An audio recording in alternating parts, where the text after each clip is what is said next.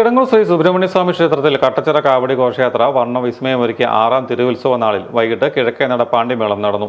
ചെറുശ്ശേരി കുട്ടന്മാരും 60-ൽ പരം കലാകാരന്മാരും ചേർന്നാണ് പാണ്ടിമേളം അവതരിപ്പിച്ചത്.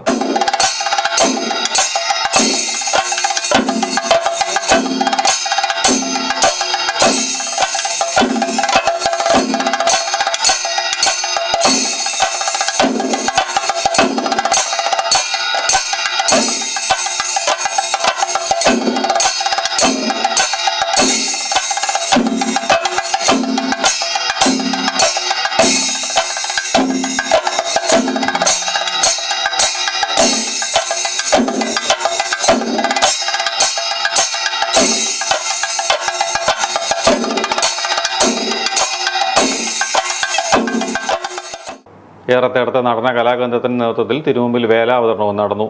മയൂര നൃത്തവും കാഴ്ച ശ്രീവേലോടനുബന്ധിച്ച് നടന്നു.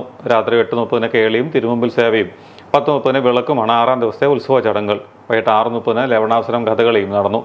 ഓട്ടംതുള്ളൽ, ചാക്യാർകൂത്ത്, തിരുവാതിരകളി, പുല്ലാങ്കുഴൽ കച്ചേരി തുടങ്ങിയ പരിപാടികളും നടന്നു.